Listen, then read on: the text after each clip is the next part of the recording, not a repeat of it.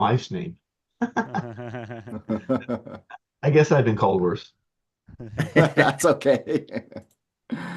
Um, Maybe what we should do is mute ourselves for the time being, and then we can open it up for questions. And yeah, we can let everybody ask a question and hopefully get some answers. One quick question before we get too into it. Do we need our Sure. sound interface tied into the device we're using for the Zoom meeting?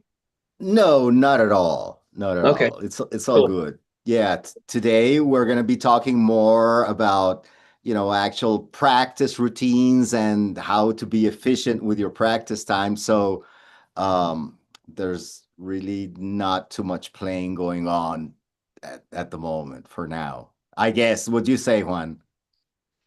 Yeah, me too. I actually have my guitar here just in case, but I don't think we're gonna play something really. We're just here mostly to talk about how to practice, yeah, and what to practice, and a little bit of our personal experiences. So yeah, we should be getting started. I'm just trying to get the stream going and check that it's going. So please just give me a second. Luca, if you want to start talking about the topic, by all means, go ahead. Sure. Well, basically, the idea of this webinar we're doing is, to talk a little bit about practice routines and, just practice in general. So, many times we kind of think that, putting more work is the way to do it, is the way to go. And obviously, well, there are many things involved, consistency is one. But I think that like, most importantly is how efficient are we being with our practice? Are we actually practicing the things that we should be practicing, the things that we should be working on? Or are we kind of like all over the place, not getting organized? So I don't know if this resonates with any of you at this point, It absolutely but does. there we go. It's a So, sad thing. I used to be in a tribute band. I used to play live shows for sold out crowds, and now I don't know what to do with my guitar because I'm trying to learn theory and the instrument instead of just having a good time and playing by ear. right. So I think this is something that we've all, Oh, come I did across hear at him, some but point. now I can't hear him. They're talking about muting themselves.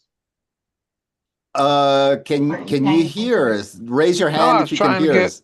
Well, the you sound keep on. disappearing. Oh, Hello, testing, testing. I can hear you just We're fine on Yeah, my I think we end. can all hear you. okay. There you are. Cool. There's a thumbs up. Thanks. So yeah, as I was saying, many times it's not putting in more work, but actually organizing ourselves a bit, knowing what it is that we should be working on according to our goals, and I mean, there are so many aspects of guitar playing that um, it's very easy to get overwhelmed. Basically, it's very easy, and especially nowadays. I mean, there's just like tons of information. I feel there's a bit of an overload of information, really. So many times it's just, not knowing where to start from, basically, not knowing what to work on. Other times we feel that we're just, playing the same things over and over and over, and we're not noticing any progress, really. We feel that, we're not going anywhere. So that's kind of like the idea of this conversation we're going to have today is, talking a little bit about practice routines, our own personal experience, as Juan mentioned, and well, yeah, basically giving you some tips that hopefully are going to be helpful for you guys to set up an effective practice routine. Awesome. This So is the before we call I want to dive, be on today, let me tell you. and I can barely hear him. awesome. That's great to know, Mark. Tim, maybe your volume is a little low. I can see that the rest of the people can hear us just fine, so maybe it's an issue on your volume. But yeah, with that in mind, before diving into the conversation, I just wanted to introduce ourselves for the people that don't know either Luca or I. So, Luca, why don't you go first? That's a good idea, Juan. Thanks for reminding me. So, well, basically, my name is Luca. I am one of the instructors here at GuitarZoom Academy. I've been working with GuitarZoom for some time now, and one of my main responsibilities was to do all of the transcriptions and PDF booklets that come with the courses on the GuitarZoom website. So, if you guys find any mistakes on those PDFs, well, basically, I'm the one to blame. Sorry, you do the PDFs on the GuitarZoom website? Yeah, I do the music transcriptions. Oh, Yeah, cool. yeah. Yeah, that's And sweet. And what do you play? well, my main thing, like, I started out playing rock, obviously, and blues. Um, I think that everybody who plays a guitar has to start there, basically, with, rock, blues. That's kind of like the fundamentals. And then I started getting to a bit more of, I would say, complex harmony type music. So I'm very much into jazz. My major in college was jazz performance. And then I did a master's in music composition. And also, the other thing is that since I live in South America, I am very much into Latin music and especially Brazilian music. So that's kind of like my thing, jazz and Brazilian. And in general, all roots music. I really love funk and reggae, and obviously, well, some traditional music from where I live. But yeah, that's kind of like my thing. How about you, Juan? Go ahead. Awesome. So yeah, we share a lot of stuff actually because I also started with rock. Most of my life I have played alternative rock. Kind of I started with the Red Hot Chili Peppers. I like Arctic Monkeys, Foo Fighters, that kind of stuff. So I'm like very huge in playing and listening to that. But I also studied jazz. So I like swing, I like bossa, I like funk, modern jazz, R&B, all of that kind of stuff. Basically, I like to improvise. That's what all of those styles have in common, like both an African tradition and improvising. So I'm huge on studying those kind of things. And I also live in Latin America. We're actually on neighboring countries. Luca is in Venezuela, and I'm right here in Right. Colombia. So we share a lot of Latin tradition as well. I do play a lot of music, both from my country and the Caribbean as well, kind of salsa and son and stuff from Cuba, from Dominican Republic, from Colombia as well. So yeah, I like our folkloric music as well a lot. With that in mind, we both are instructors over here at the GuitarZoom Academy. As you can see, we both have a wide variety of styles, and the Academy has an even wider variety of instructors all over the world and all over different musical styles. Um, all of us play rock, I think, but people specialize Sure. maybe more on blues, more on metal, on shredding, us on jazz. Like we have a wide variety of styles. I just wanted to mention that so you guys have an idea of who you're talking to. We're both guitar players and also instructors at the academy. Also, guys, in case you want to apply for our academy, over here we do very personalized assessments on what your goals and interests are and try to keep you accountable week by week and down. So, in case you're interested into applying and having a conversation with us on how all of this works, I just left you the link on the Zoom chat, and I'm gonna leave it on the YouTube streams as well, in case anybody wants to check it out. No strings attached to that conversation. We would just like to talk with you. And also, guys, if you have any questions with what we're talking about or just have any comments, leave them on the chat, both on Zoom and on YouTube, and we'll be very, very glad to talk more about that. With that in mind, let's get started with today's topic. So, Luca, what do you have in mind for starting? Great. Well, so basically, there's like the first thing that comes to mind when I think about practice routines is consistency. So that's a big thing. And you guys have probably heard this a million times, but I'm going to say it once more for the millionth and one. So basically, consistency, I mean, there's no magic trick to this, guys. You know, it's just a matter of practice, you know, picking up your guitar, working, and being consistent. So one thing that I definitely would suggest, and I think it's much more beneficial, you know, to practice on a daily basis, even if it's just for a short amount of time, maybe 20, 30 minutes, something like that. And you might think, wow, but 15, 20 minutes, 30 minutes, there's really not much we can get done in that amount of time. But the point is being consistent with the instrument. And many times I see students that maybe over the weekend, you know, they have a lot of free time and maybe they spend 1 hour or 2 hours practicing, you know, picking up the guitar, but then they leave the guitar hanging or, you know, in the case for 3 or 4 days. And, you know, that doesn't work very much because guitar can get really, you know, unforgiving. So if you leave the guitar hanging for a few days, when you pick up the guitar, many times you will find that you are like back on step one, starting from scratch. So definitely, yeah, Mark, I'll be with you in a second. You're going to love this story. Right. So it'll be quick. It'll be quick, but it must be told. Okay, yeah, I'll love it's to know. very much in line with what you're saying.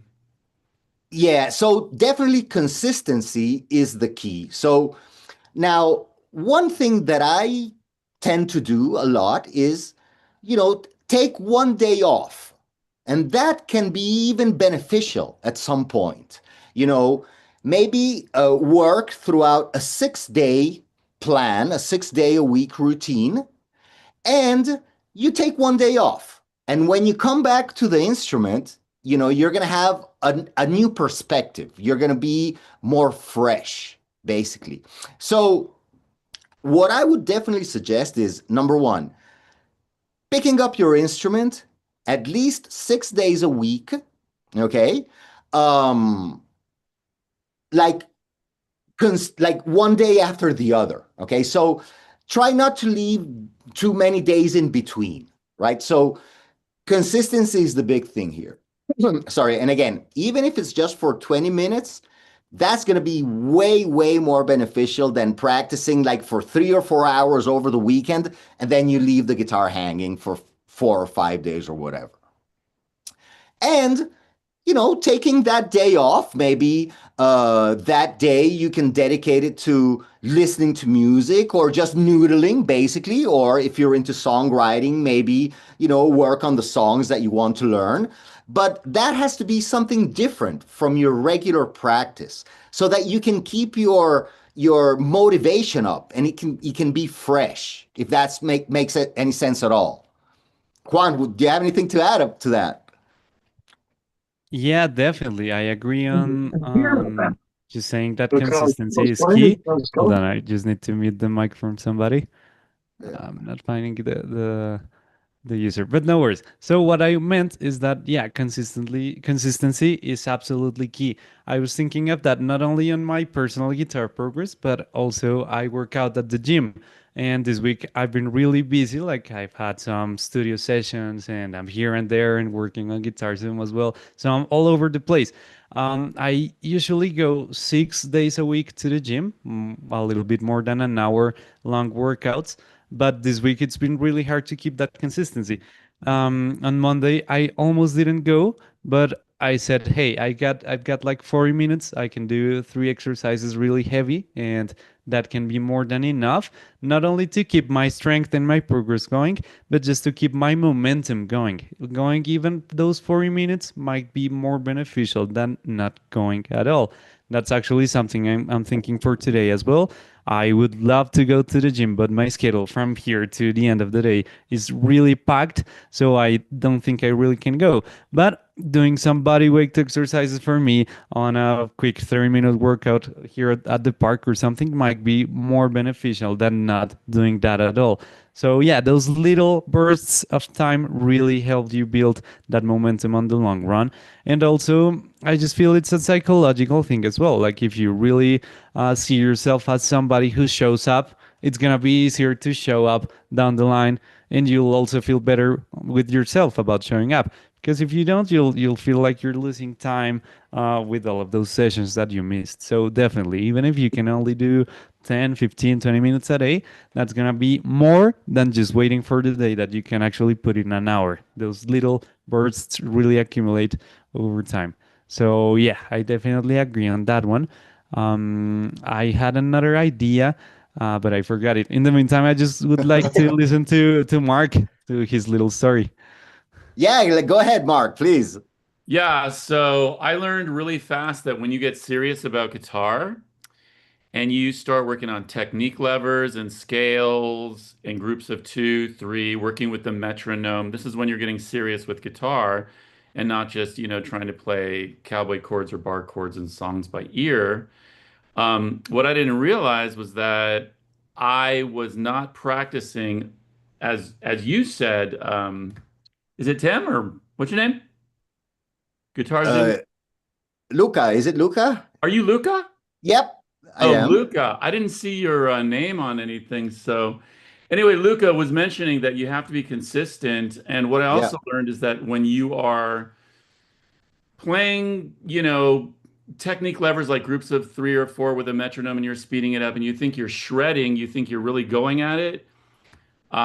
It's a very good idea to listen to your body and your body defenses because I played so hard and so long and then took like almost a week away, 3 or 4 days away, then went back really hard and did 2 more hours of like very severe technique practices. The skin fell off my pinky, guys. yeah, It's called building calluses, and I did yeah. it not consistently, very incorrectly, and I had to take a 2 month break playing guitar because I had brand new skin that was growing on my finger because of it. So, when you're building your calluses, short, consistent daily practices are way better than going hard, stepping away for a couple of days, and trying to go back really hard. Absolutely. So And now I'm learning that I injured myself learning guitar. And now, as a real guitar player, part of my learning lesson is to build your calluses, you have to be very consistent and often, as opposed to really hard and aggressive and then stepping away for a long time and trying to come back to it. I just wasn't listening to my body. I was like, ooh, my fingers are on fire. My fingers are going to bleed. I'm really doing it. And I was hurting myself. yeah, and that's something, we want to be careful, obviously. As you said, Mark, and I agree 100%, we have to listen to our body. Anytime we start feeling pain at some point because of some exercise we're Take a doing, break. maybe, yeah, we're trying to stretch a chord, way big. We have to be careful, right? Because at the end Yeah, of the and listen, day, the high E string and the B string are very thin, sharp strings if it gets really bad. And so anyway, right, and then also I think as we get older, we take longer to heal. Guys, it absolutely. took 50, which comes after 49. It took 50 days for the skin to come back on my pinky full on. That was not worth it. Absolutely. Well, that's a great tip. And by the way, talking about, being in contact with your instrument, and this might sound silly, but having your guitar next to you on a stand and looking at it every day, it's better than keeping it in a case. Because if you have it there, then it's kind of like, the guitar is reminding you, hey, give me some love here, pick me up at some point. So Don't tell my wife that. there we go. But like a writer that writes scripts or books, author, you get writer's block or practice block, and then you pick it up, and all of this stuff you've been going to the classes, you've been learning, but you just like shit, you just play the same chords, the same Yeah, chromatic exercise. I think we need a structured practice, like a structured short practice schedule to sort of start the motor in the car, get running, absolutely. on a And that's daily.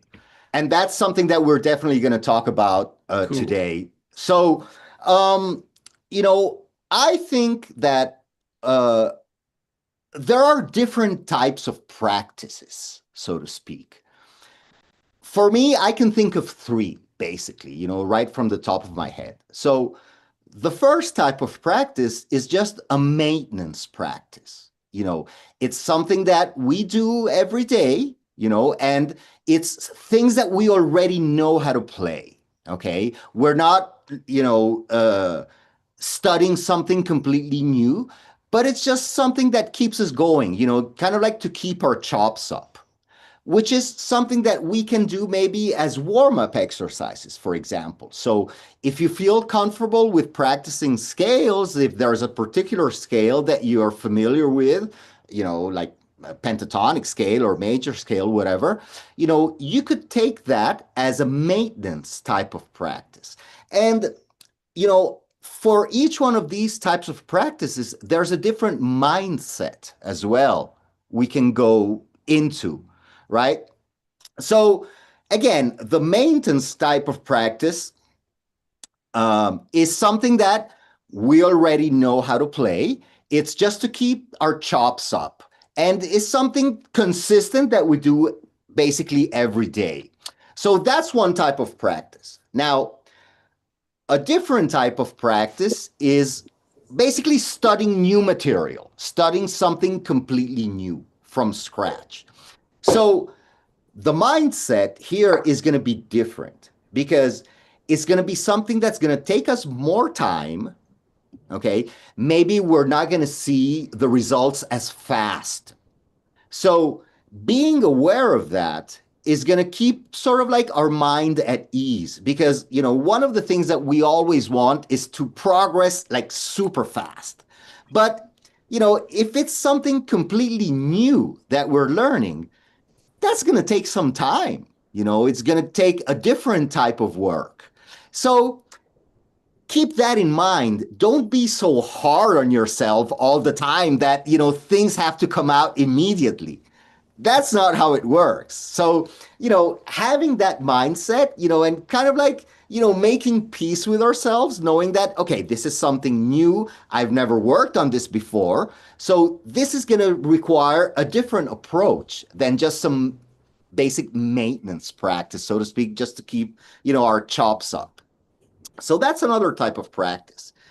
The other thing that I have in mind is like, okay, let's say we have to play a gig like in 5 days or something like that. Okay, so that's a completely different types of practice because we have a deadline to follow. So at that point, that becomes our priority at this point. Maybe we have to put aside for a moment our daily maintenance practice and we have to focus on, well, preparing ourselves for the gig. So basically, that it's a completely different mindset as well. So for me, I see it, you know, and, you know, you can think of many other things, but basically three types of practice. Maintenance practice, just to keep our chops up. Number two, studying new material, which is something that's going to require more time. It's going to require a different type of focus.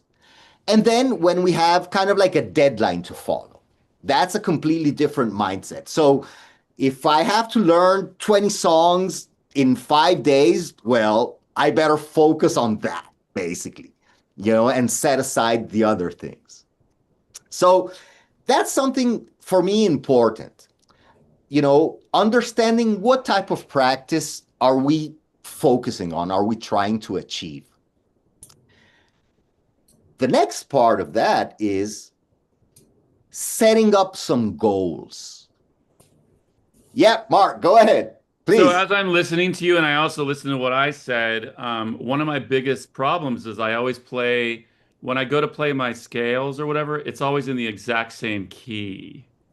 Okay. Same key every time, not broadening my horizons. I'm constructively criticizing myself right now. But yeah, it's like a block that happens. I just go straight to the key of A and I don't explore the other keys, which is probably very stupid. Well, I wouldn't say stupid. You know, it's Doesn't make it something fresh. comfortable. Yeah. It's something comfortable for you, right? The thing is that, well, the only way to change is basically changing.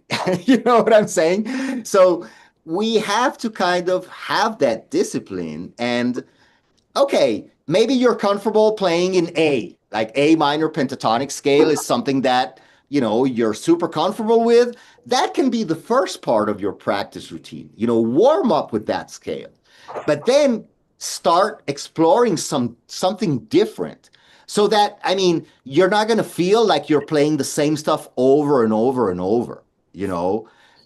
Maybe instead of working with A's, you know, try G, which is not so different, like from the guitar perspective, right? You know, And it might guitar cause you is to use some of very- the open shapes and broaden your ear and your ear training. Right, exactly. So, as I was mentioning, setting up some goals is going to give you a direction to follow. Now, I mean, one thing that I recommend is those goals, try to set them up as short-term goals and try to be as specific as possible. Like, for example, I can think of, okay, I want to get better at improvising. Oh my God, that's kind of like, you know, what That's a I've been big trying one. to do my whole life. That's You know, a big one. that's a big topic, too much of a big topic to focus on. So what I might think of is instead to broaden that, you know, to a smaller chunk, to smaller pieces. Okay, I want to get better at improvising over a blues chord progression in the key of A using minor pentatonic scale in position 1. So see how that has come down to something like super, super specific. And it's a short-term goal. That's something that I can accomplish in a short period of time. So that's something that's going to keep you motivated because you're going to see progress much faster than if you say, wow, well, I just want to learn how to improvise. I want to get better at improvising. You know, you can spend your entire life basically, and one lifetime is not enough, you know, to get to that. So I do think that the first step of building an efficient practice routine is setting up some short-term and very specific goals. And then, you know, take it from there. I don't know, Juan, if you want to add something else to this topic, basically. Definitely. And it is something that I'll come back to over the conversation. And it's that for me, context is everything. Like, context is a game changer.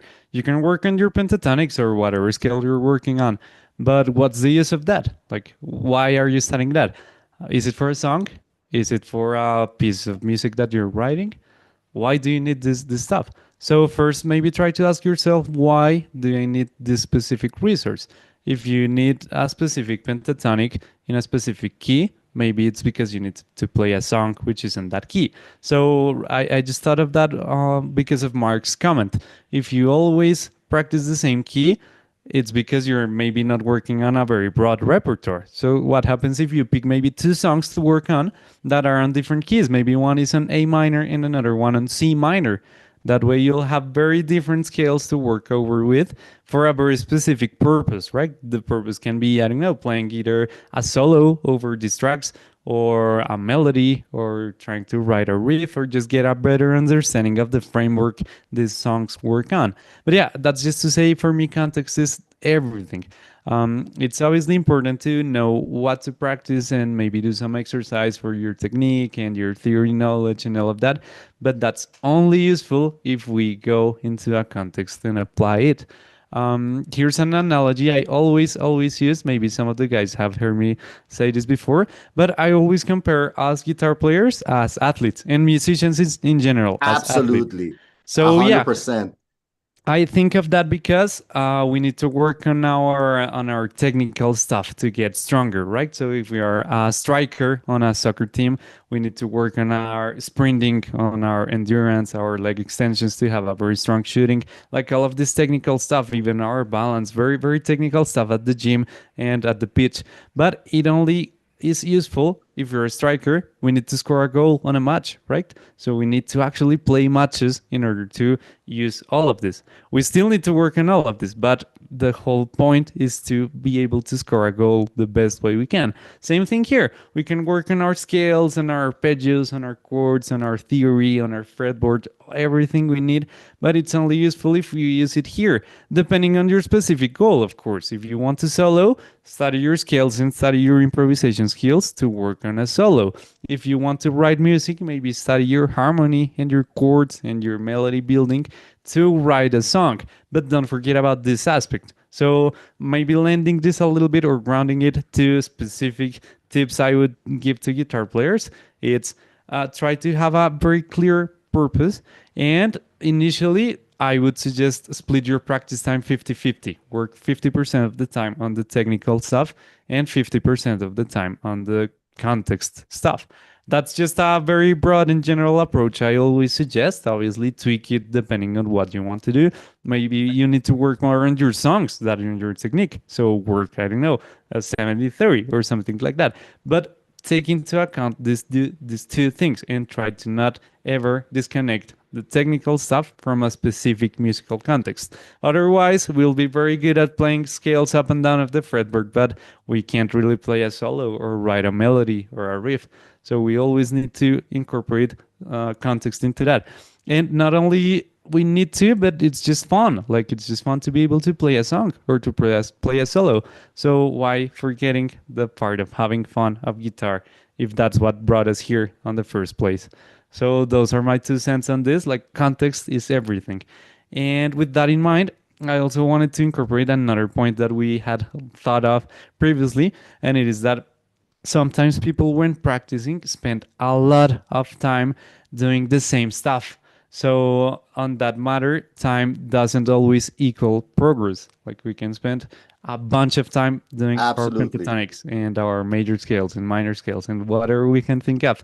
But if we always do the same stuff without a specific goal or a specific tweak in mind, we'll get to the same place. So we might put in 10,000 hours into a scale, but we can really play a song, right? So yeah, Luca, do you have anything to add there? Well, absolutely. I mean, you're touching a whole bunch of super important topics. So the thing about, working with context, I see many times maybe a student is working on the A minor pentatonic scale, but then he's working on a song which is in E flat major.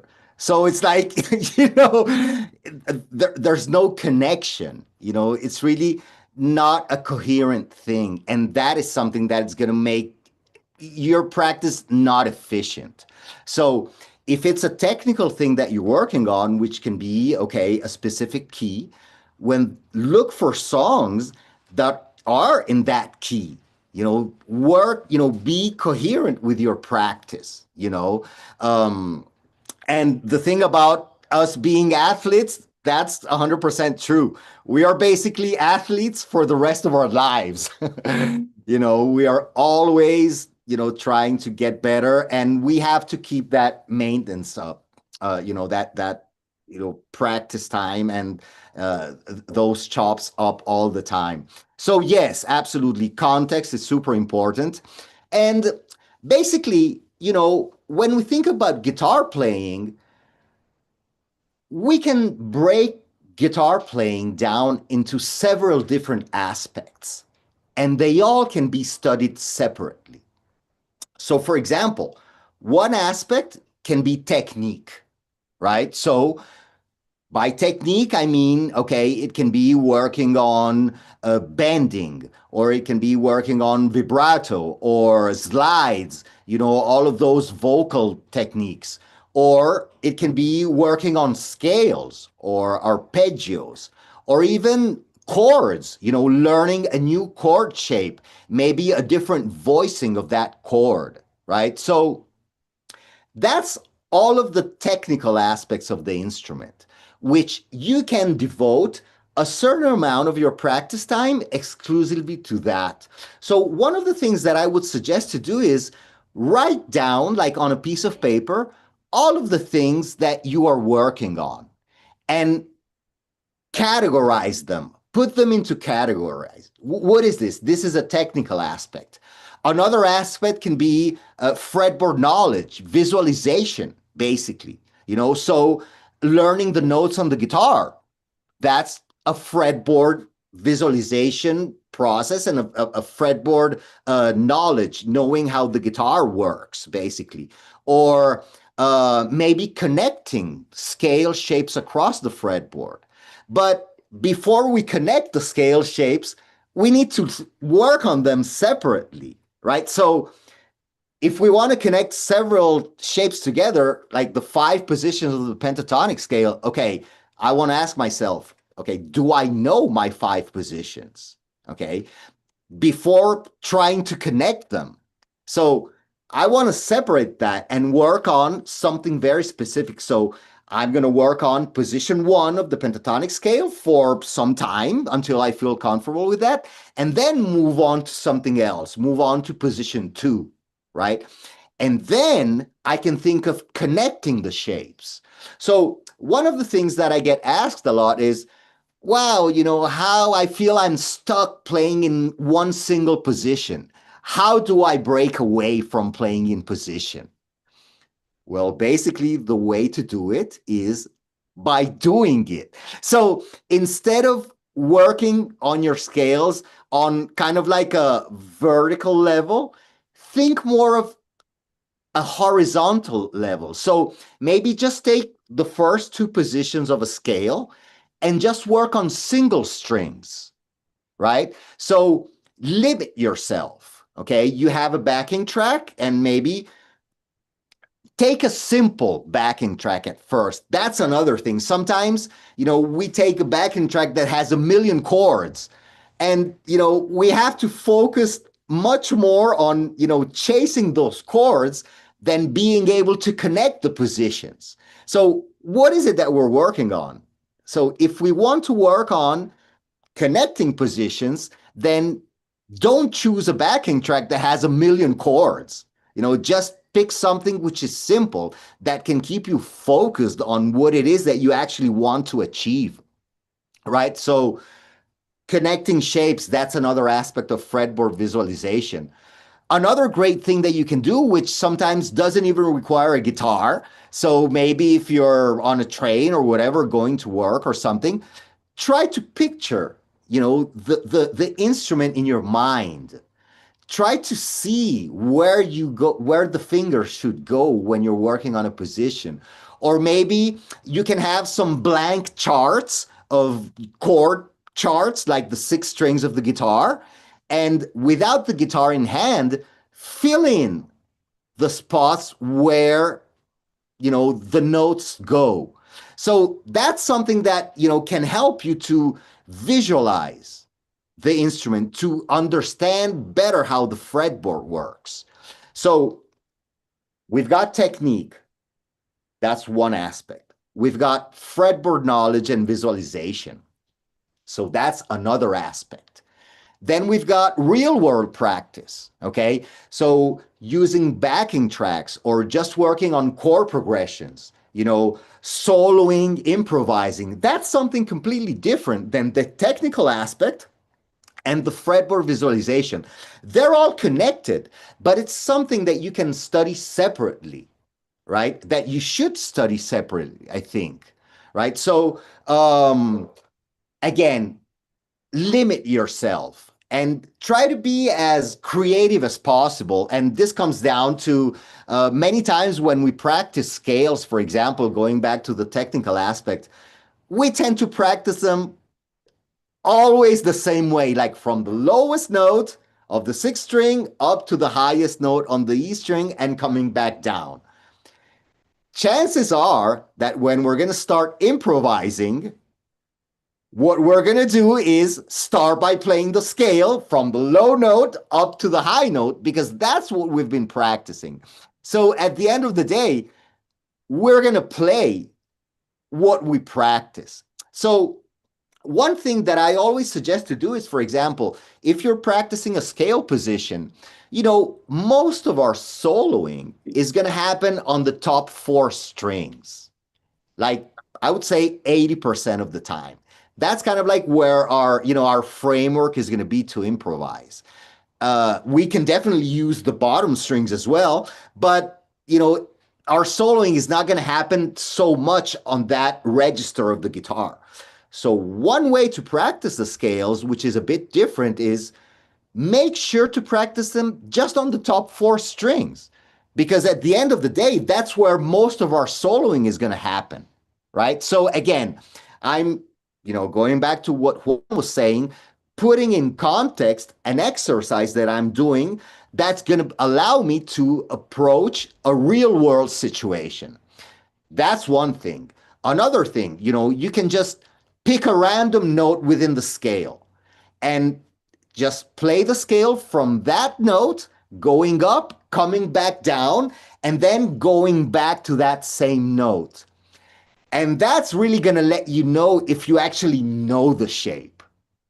Because if we just practice things the same way over and over and over, sure, we're building muscle memory, but we're only going to be able to do it that way. So practice scales, for example, with different time signatures, right? Or maybe different time note values. Like, for example, you can practice them, in quarter notes. You can practice them in eighth notes. You can practice them in eighth note triplets. You can practice them in 16th notes. And from just one exercise, you're going to have 4 different exercises to work on just by changing the rhythm. And then you can start mixing those rhythms together. Maybe I can start by playing, okay, I'm just going to play quarter notes and triplets. So I'm going to go pa pa pa ra ra pa ra pa ra ra pa ra.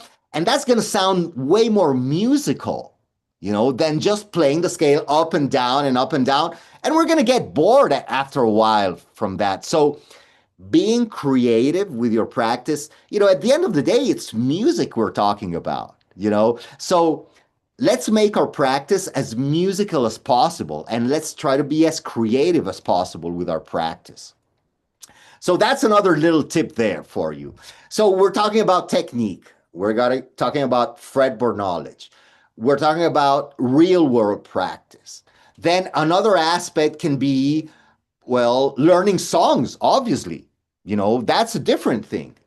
And there's a different approach to learning songs. So many times we listen to a song that we like and we dive straight into it, right? And we spend tons of time just trying to play the song, and we haven't really even listened to it enough.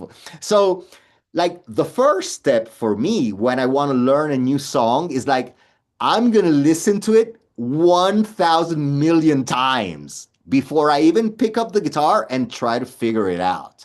So this is something that I like to call active listening, which is very different than, one thing is hearing music and the other thing is actually listening to it. So it's different if you're in the car and you got your radio on, you're listening to music, you're hearing that, but you're not really paying attention to what's going on.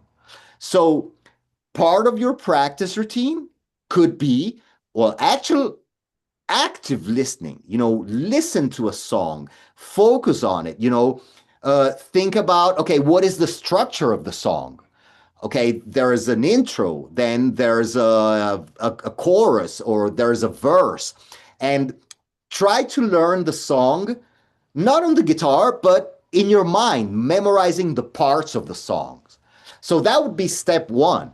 Then step 2 is, okay, now I know the song. I know how the song goes.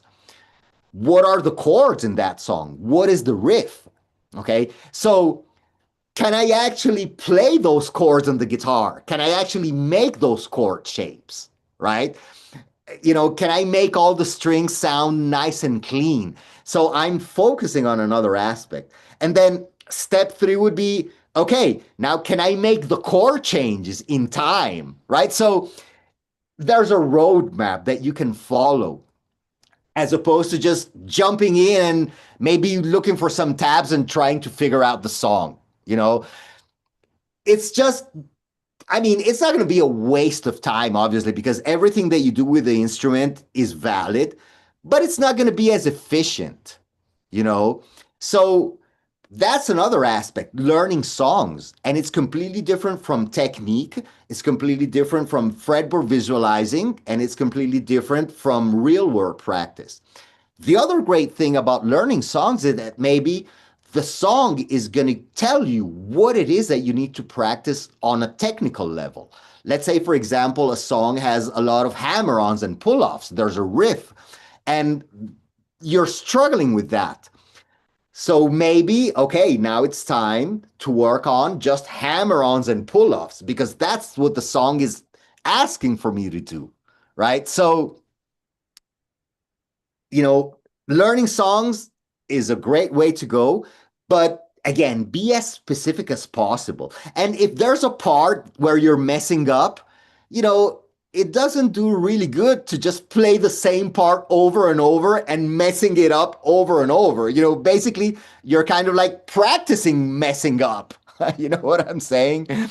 So, if there's maybe a chord change that you're struggling with, then, okay, I need to stop there, dissect what's happening there, and focus on that chord change. And that's going to be way more efficient than just trying to play the song from start to finish. At least in my humble opinion, I think, that's something that might help a lot. So that's another aspect, learning songs. Something else, music theory, for example. That's something completely different from everything that we've talked about. And for me, music theory is going to make you kind of own that knowledge. It's not just learning shapes, right? It's not just having to rely on memory.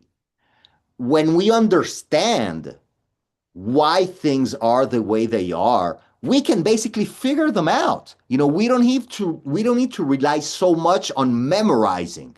So make your life easier, figure out, okay, in theory, what's going on here, Another thing, if you're into improvising, well, basically knowing the chords and how do they belong to a specific key,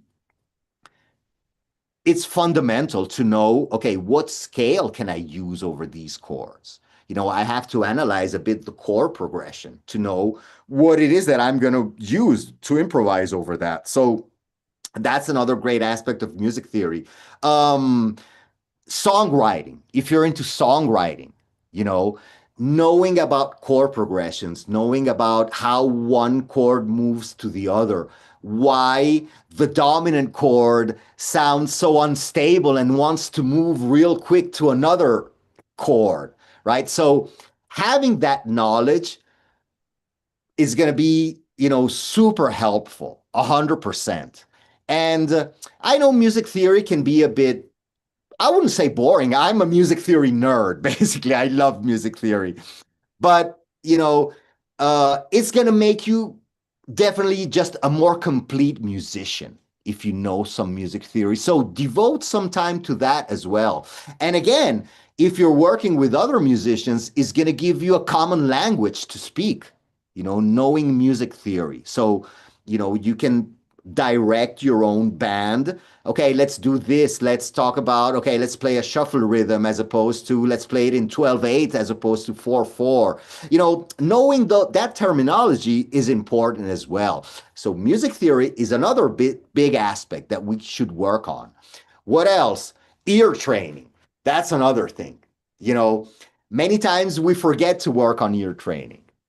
And one of the things that I always recommend 100% is, even if it's super hard at first, I know it can be very daunting, but try to figure out songs by ear.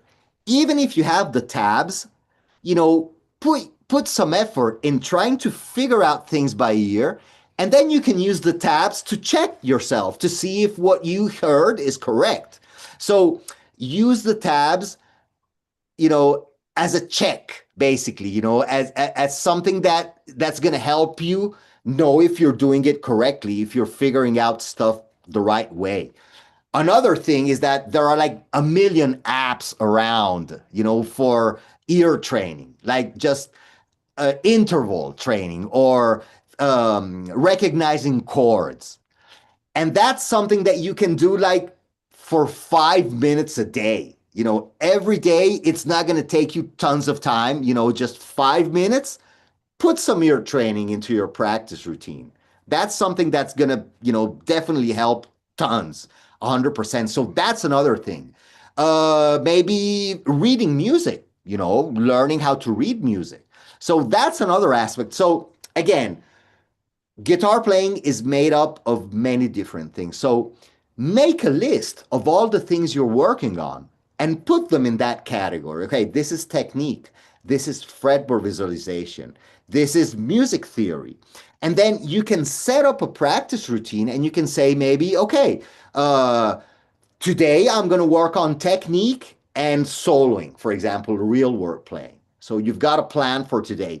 Tomorrow, I might work on music theory and ear training. Okay, so it gives you different things to work on, and it's not going to be like repetitive every day, the very same thing. So, yeah, I know I'm talking a lot. You know, hopefully this makes sense, basically. I don't know if you want to add something else to this one. Definitely. I think you touched something very important, which I didn't really think about, and it is how much practice we can get out of not practicing on the guitar itself. That's something that I have done unconsciously all over the years. And I just realized, like, at least half of my, let's say, musical practice time, or more than half, almost more of it, it's just listening to music. I walk to, I don't know, the gym or to grocery shopping or whatever I do. I go with my headphones and I'm walking and listening to music. It's both a personal experience. I just like to listen to music, obviously, but I also sometimes go into my technical ear and try to learn stuff. If I have a gig, I'll take a look at the repertoire I need to play and start taking a look at the song structure, at what the key is, at what do I need to do on the song. Do I need to solo or to play this, or can I be more free? If, for instance, this is very specific for me right now, I'm writing my own music. So I'm writing lyrics. That's a whole new thing. So my gym time, or at least the walking time to my gym, is just taking a listen at the music I like, and sometimes trying to analyze what are they singing, how are they presenting their ideas, is it first person, what's the rhyme structure, how can I approach those ideas but from my own perspective, like very technical stuff that doesn't have to do with actually having your guitar right there. So yeah, I think a lot of knowledge is to be learned with just studying and listening to music outside of playing. What if you play some music while you're cooking or doing some chores or grocery shopping? Like, there's a lot of time that we can actually take into our advantage when we do not have access to the guitar. So stuff like ear training, just identifying intervals or scales or chords, that can be done 5-10 minutes a day. Stuff like Duolingo, like those kind of apps, but for music. Actually, Duolingo Right. has music now as well, so you can take these little steps forward to that direction to work on very specific skills that will definitely build it up. So yeah, I just wanted to touch on this outside of guitar kind of practice that it's extremely useful. I sometimes even, or when I was more focused on guitar, I listened to a lot of solos and just guitar playing in general to analyze that, like to analyze the tone, what's the phrasing, how are they playing their chords, how are they comping. That stuff is extremely useful and gives you ideas, fresher ideas. That way, when you come back to your guitar, you have new ideas to try out. You won't be trying the same stuff over and over. And there's a lot of progress to be made right there. That's one idea I had. Another one is having someone guiding your process is also extremely crucial to saving up time. I say that because I had a guitar teacher in college for something like 4 years, and I didn't know what I didn't know, right? So if I always studied the same stuff, my progress would have been very, very slow. This person was challenging me all of the time, and he had like this very personal interest on my goals. So he just wanted me to go forward and to actually find my own sound, my own path, my own voice on the instrument. So he was constantly challenging me and putting me in places that were gonna make me grow as a guitar player. If I didn't have that guide, I think I could have gotten to the same place, but in a way longer span of time. So yeah, I just think having somebody pointing out the stuff that you don't really know or can't really see at that time is also crucial.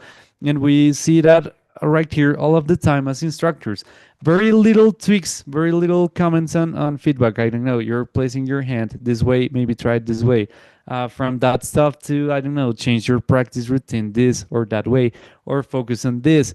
I don't know, sometimes people have issues on timing or on their chord changes, or are spending too much time on something that's not so relevant for their goals. This kind of tricks that they are not really seeing right there, but that if they're open to feedback we can highlight, that totally makes the difference. And I've seen that actually right here on the Zoom meeting. We have a couple of students of the academy, and I have seen that on them. I think I saw Len, or Len's name over there. We do very constant check-ins on his progress, and I have seen how, I don't know, practice this chord change can change the whole deal. So definitely also having someone guiding your process and taking a very external look also makes a difference. If again you want to have a deeper dive into your guitar goals and your process, I'm gonna leave you a link over here so you can apply to our academy. We will be very glad to have you there. Again, we do very personalized assessments. So yeah, we focus very specifically on what's that you want to achieve, and we just do our best to get you there. And yeah, I've seen how that works on very personal processes. So if that's something you want to take a look at, please consider joining that link. Also, I had another comment. Maybe it was from a question in the chat. I just forgot while talking. May I introduce one more variable to the game? Absolutely, for sure. And this is maybe take the right time to select the right guitar for each person. What I mean is that take the time to select the right weight of the guitar, the right neck, the right thickness, the right strings, because I know people that is struggling with practicing because they're not comfortable with the instrument. Absolutely. So I mean, Gibson Les Paul is a great guitar, but not for everybody. Sure. It might be heavy, it might be thick, and maybe take the time of spending some time on selecting the right instrument for each one. Yeah, and making sure that the guitar is set up properly. Exactly. The strings are not too high on the fretboard, so we don't want to add more elements of difficulty than we already have. So, having a good instrument, obviously you don't need to go and spend $10,000 on a guitar, but having a good instrument, even if you're just starting out, I think it's very important. An instrument that stays in tune, that you don't have to, struggle with the tuning all the time, that is set up properly, that it's comfortable to play. Maybe you can try some lighter strings if the gauge might help out. So yeah, absolutely. And actually, I was looking at a question that GL was posting a while back. He was asking, are these practice methods built into the lesson plans in the academy? And the answer is yes, absolutely. One of the big topics of learning guitar is practicing, basically, how to build a practice routine, how to be effective and efficient with your practice time. So definitely this is one of the topics that we cover in Academy, 100%. Absolutely. Yeah, actually, sorry, go ahead, Stuart. I'm sorry, Juan. One of the things that speaking to people that I know that want to get a guitar, one of the things I strongly recommend is have the guitar set up professionally before they start trying to play it, because it can be really frustrating for a new guitarist to have a guitar that doesn't fit their hand well, that has strings that are like tight ropes off the net, off the fretboard. It becomes impossible to play, and it becomes increasingly frustration for those new guitarists to actually get anything accomplished, whether they have a good practice schedule or not. Absolutely. That's one of the first things I recommend to people that are interested in playing guitar. I've been playing since I was 14. I'm 65 now, but it makes a difference. It makes a huge difference. A huge difference. And also, as a motivation, having a nice instrument that you like to play, that you like to pick up, is gonna motivate you to study more and spend more time with the instrument. 100%. If it's an Absolutely. instrument that you're struggling with, that you can't even play a chord, you're like, oh my God. And you can even think that it's you, that the problem is you, and the problem is not you, it's the instrument. So absolutely. That's a Yeah. great point. My Yeah, first yeah. guitar had a neck that was probably bigger around as my thigh. Or that's what it felt like when I was first trying to play. So that's why I wanted to share that, because while I learned how to play on that guitar, it was a nylon string acoustic. Sure. I stuck with it, and then eventually, when I got my first electric, which I actually still have, when I was 15, but then it became a lot different than experience. So good stuff. And Yeah. everything that's been discussed here has been great stuff. I really am enjoying this. Thank you. Thank Awesome. you, That's great to Stuart. hear. That's awesome. Yeah, Yeah, I just want to add a couple of comments, just real quick. Something that we kind of touched on, but I just wanted to touch again. It's remove friction. The less friction you have to practice, the most effective it will be to get started. So if you have to take your guitar out of the case and plug it and tune it and all of this, you'll spend some time and will probably overthink it and think you have other things to do. If your guitar is already set up for practice, you just need to grab it. And if you just start, just spending 5 minutes there will actually build momentum so you can keep going on that practice session. So if you remove all the friction that you can, it will be better to just build that consistency. That's just one quick comment I had. And lastly, touching on that question that GL made on the chat. Yeah, definitely. Actually, on the Academy, we have a class called Structure and Accountability, and that's one of our huge things we take into account, and it is that we like to have a structure, right? If you have a specific objective, we do a very detailed path on what do you need to practice and what classes do you need to join for you to get there the faster and most effective way you can. And we also take into account the time that you have available for practicing. So we do a very personalized routine for you. So again, if that's something you want to take a look at, please consider visiting that link that Luca just left on the chat. I'm just going to leave it on the YouTube chats as well. And with that in mind, guys, we'll need to wrap this up because we're out on time. But hope it's been useful. Thank you, Luca, for the valuable insight, and also everyone for their comments and questions and contributions. It's always very fun to have this kind of conversations.